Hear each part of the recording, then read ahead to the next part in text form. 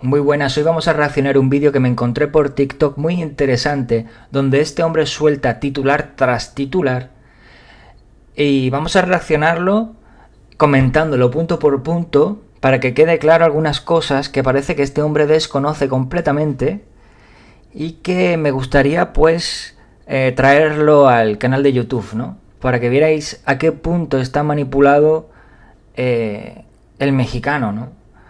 Que no sabe ni de dónde viene, ni de dónde es, ni hacia dónde va y que sobre todo reniega de sus raíces hispanas. Vamos para allá. Anáhuac, porque aceptar Anáhuac es aceptar la destrucción de una de las civilizaciones más importantes de la humanidad. Los españoles no lo van a hacer, ni lo hacen. Hoy ni siquiera quieren aceptar eso. Ellos dicen que vinieron a liberarnos de los mexicas y que bueno, que gracias a Hernán Cortés pudimos salir del yugo Bueno, mexica. vamos a ver. Cuando se dice que Cortés no liberó a nadie, se omite que fue recibido por numerosos indígenas.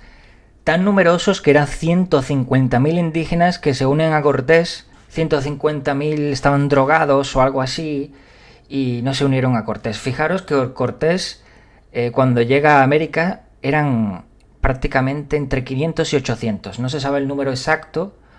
Entre 500 y 800 españoles, entre ellos también había, por supuesto, africanos, italianos, pero en su mayoría españoles, ¿no?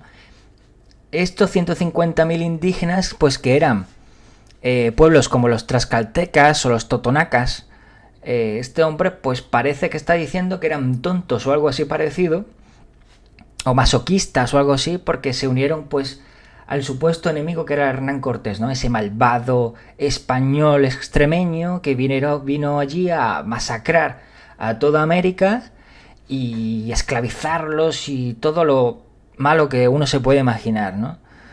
Lo que no está mencionando es que a la llegada de Hernán Cortés lo que había era un estado completamente militarista, ¿no? Era un estado de guerra, ¿no? Mucha gente, por eso se une a Hernán Cortés. Esos 150.000 indígenas estaban hartos. ¿Hartos de qué? Se preguntaría uno, ¿no?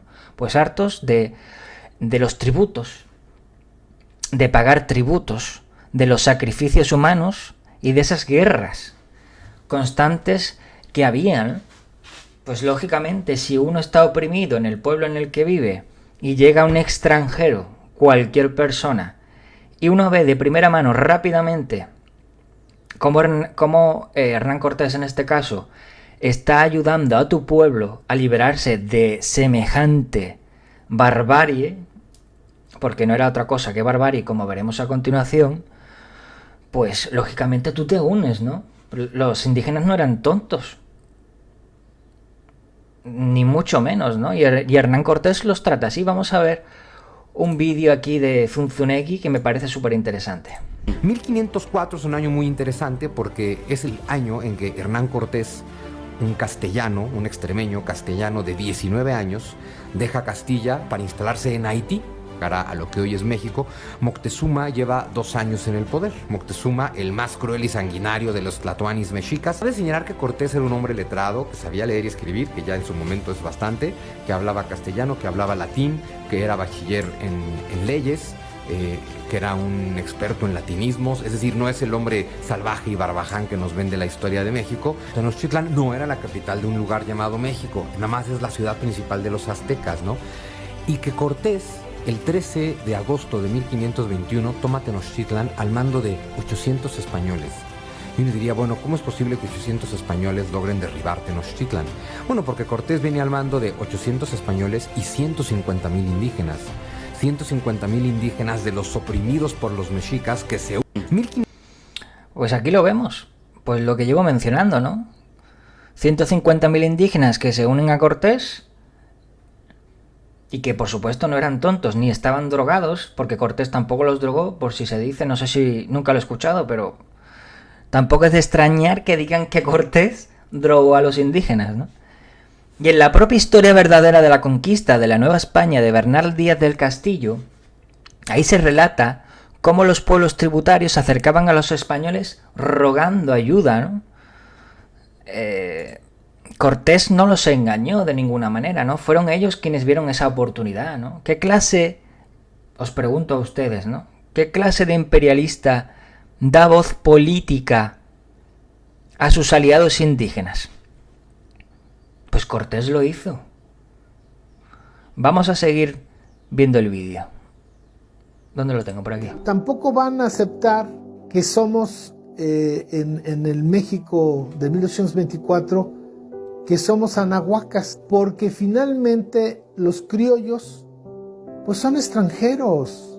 Los dueños de este país desde 1521 hasta nuestros días son extranjeros o hijos de extranjeros avecindados en esta tierra. Bueno, este argumento, tengo que decir la verdad, me dolió cuando lo vi. O sea, en mi corazón sentí un pequeño dolor, ¿no? Cuando dice, pues, que América es dueño de extranjeros, ¿no? Desde 1521, está equiparando de alguna manera lo que hicieron los Estados Unidos, por ejemplo, con lo que hicieron los españoles, ¿no? O los ingleses. Equiparar el imperialismo con un imperio, o sea, es demencial, ¿no? Nosotros los españoles podríamos decir también que los romanos, que construyeron puentes, ciudades, caminos, teatros y universidades, eran algo así también como extranjeros, ¿no? O en cambio podríamos decir renegar de los romanos, ¿no? Y decir que los romanos fueron allí pues a saquear a los pueblos, fueron a masacrar, fueron a todo lo malo que uno se puede imaginar, ¿no? Demonizar a los romanos, ¿no? Es exactamente lo que está haciendo este hombre con los españoles, ¿no? O sea, en poco más de un siglo, los españoles nacidos allí, que eran los criollos, se vestían tan americanos como cualquiera. ¿Cómo no iban a hacerlo? Si hablaban lenguas indígenas, vestían con telas locales y se casaban con mujeres nativas. O sea, el mestizaje lo está renegando este hombre. ¿Está diciendo que el mestizaje tampoco surgió? Me pregunto, ¿no? O sea, esos extranjeros que dice este hombre murieron allí, se sentían parte de la Nueva España. Murieron allí, fundaron ciudades, construyeron universidades como la de México en 1551. O sea, imprimieron libros en lenguas nativas y dejaron su vida en esas tierras, ¿no? ¿A quién pertenece más una tierra? ¿Al que nace en ella o al que muere construyéndola? Me preguntaría, ¿no? Si ser extranjero anula tu legitimidad, entonces los actuales presidentes americanos también lo serían, ¿no? Porque sus apellidos y cultura no son originarios tampoco.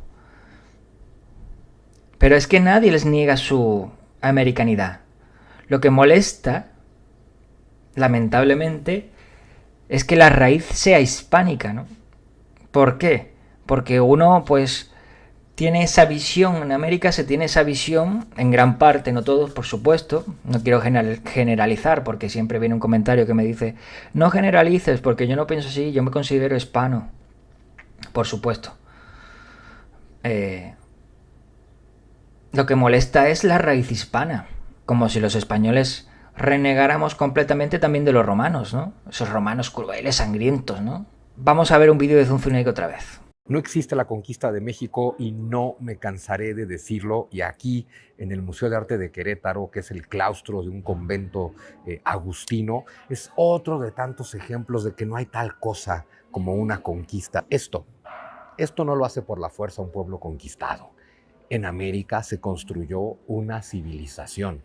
Al día siguiente de la conquista, después del 13 de agosto de 1521, no había en el Anáhuac lamentos de conquista, de hemos sido derrotados, todo lo contrario. El 14 de agosto de 1521, todos los pueblos que se liberaron de su opresor mexica en su alianza con los castellanos estaban festejando. Y a partir de ahí, texcocanos, tlaxcaltecas, totonacas, purépechas y castellanos empezaron a construir nuestra civilización, empezaron a construir nuestra cultura. Aquí está el punto clave, ¿no? Vamos a ver un vídeo de un historiador muy interesante. embajadores mexicas, los parlamentos de Cortés. Eso pues nunca lo vamos a saber, pero tengo la impresión que el mensaje que daba es, miren, estos que vinieron tienen un armamento demasiado poderoso, yo ya los vi, yo vi la batalla de Centla, más les conviene no luchar contra ellos y más bien aprovecharlos a ellos para luchar contra los mexicas que tenían agobiados a los pueblos de Mesoamérica, como les digo, por los sacrificios humanos, las guerras, el autoritarismo, la antropofagia, la presenciar las ceremonias, etc. Esto sería una perspectiva de estudio que nos permite entender tal vez mejor cómo se fueron organizando las cosas en la conquista. En fin, quisiera retomar uno de los elementos primeros que dije. Ya Cortés tenía claro que quería conquistar México, establecer un sistema de dominación más o menos llevadero para la población local, pero manteniendo a los pueblos con su integridad. Esto es lo que él llamaba los caciques y pueblos, mantener a los pueblos con sus propias autoridades, que es lo que le va a dar totalmente personalidad al periodo colonial.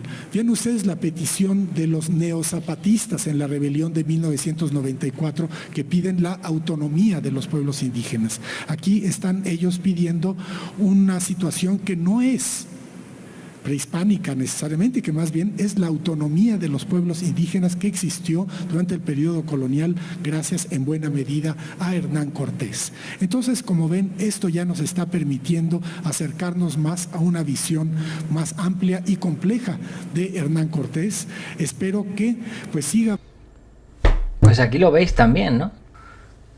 Vamos a seguir viendo. Entonces, nunca se va a aceptar la existencia de una civilización. Por eso Guillermo Bonfil le puso a su libro México Profundo una civilización negada, porque ha sido negada la civilización y con esa negación se niega la identidad, ¿no? Vas a ser indio, vas a ser indígena, y hoy en los tiempos modernos Vamos a ver otra vez este punto, que es muy interesante. ¿No? Vas a ser civilización negada, porque ha sido negada la civilización y con esa negación se niega la identidad. Ya hemos visto, yo creo que he dejado claro al principio del vídeo, que precisamente los españoles, en absoluto niegan la identidad indígena. De hecho, es que forman parte de ellos. Por eso, con la época de la independencia, se sienten tan españoles como nosotros, ¿no? Porque han visto durante siglos, y en sus raíces, en su sangre, han visto todo lo que hicieron los españoles allí, ¿no? Gracias también a ellos, ¿no? O sea, en la vida un español reniega del indígena. Fueron las potencias extranjeras posteriores, con la llegada de las independencias, cuando empezaron a poner al indígena como víctima. O sea, ¿quién escribió? Si él demoniza a los españoles, yo le preguntaría a este hombre, ¿quién escribió las leyes de las Indias? ¿Quiénes fueron? ¿Quién creó la figura del protector de los indios? ¿Quién fue? ¿No? ¿Qué otro imperio del mundo tenía leyes que decían literalmente que el indígena era vasallo libre del rey y que debía de ser tratado con justicia? O sea, los españoles debatieron en público si tenían derecho a conquistar, ¿no? Eso ocurrió en la famosa controversia de Valladolid en 1550. Nadie en Inglaterra debatía si los africanos tenían alma, simplemente los encadenaban. Nadie en Francia se preguntaba si los indios del Canadá tenían derechos, ¿no? Solo España hizo eso. Precisamente quien protegía esos derechos indígenas eran los españoles. ¿Quién incorporó a México al Nuevo Mundo? Que llegó a tener una economía top mundial. Los españoles. Porque cabe recordar que antes de la llegada de los españoles, América estaba aislada completamente del mundo, en un mundo que cada vez era más globalizado, ¿no? Tuvieron de hecho suerte. Muchos historiadores, no voy a decir nombres, dicen que hubiese pasado exactamente lo mismo si los españoles no hubiesen en ningún momento llegado allí y hubiesen llegado a otros países extranjeros, ¿no? Básicamente porque estamos viendo qué hacía Inglaterra, qué hacía Francia, qué hacía Estados Unidos. Y qué hace Estados Unidos en la actualidad, ¿no? Comprar a Groenlandia, como dijo Trump el otro día, ¿no? Hace 2 o 3 semanas, ¿no? Compran pueblos, compran países, compran continentes, manipulan, tergiversan, masacran. Vamos a seguir viendo. Vas a ser indio, vas a ser indígena, y hoy en los tiempos modernos se llaman pueblos originarios. Es decir, yo por ahí escribí un ensayito que dice: si no te nombro, te desconozco, no existes. O sea, del momento que yo no reconozco tu identidad, no existes para mí. En el momento que yo desconozco tu identidad, pues no existo para ti, ¿no? Pero es que precisamente los españoles le dieron una identidad a esos indígenas. Totalmente, en la guía, el manual, por dónde tienen que ir, hacia dónde tienen que ir, quiénes son y hacia dónde van y de dónde vienen también. Y recuerden cuáles son los 3 dogmas de la colonización que siguen vigentes hasta nuestros días. Primero, los descubiertos no son humanos, son animales. Y así nos han tratado estos 500 años. A veces la crítica a la conquista española omite que muchos pueblos indígenas ya vivían en un sistema de violencia brutal, ¿no? El caso mexica no era único, pero sí particularmente despiadado. Los sacrificios no eran excepcionales, eran ritualizados y diarios, ¿no? La educación actual intenta romantizar el pasado indígena ocultando que muchos pueblos estaban hartos del imperio mexica.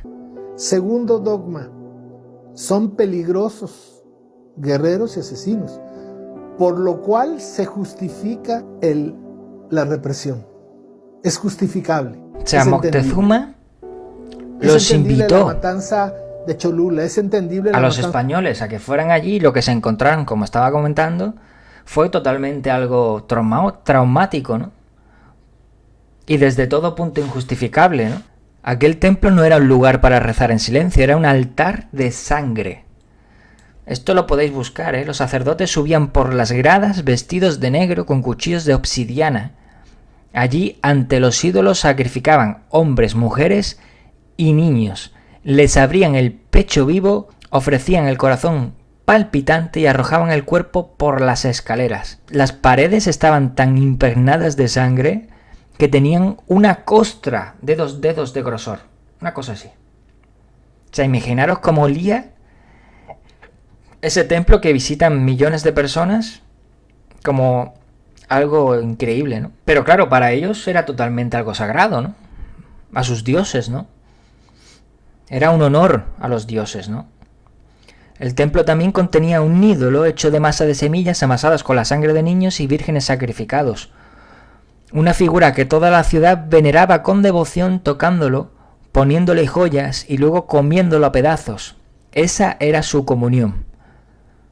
Frente al templo había un osario espeluznante, un altar donde había clavadas más de 136.000 calaveras humanas ensartadas por las sienes, formando una pared de cráneos. El recuerdo eterno de la muerte.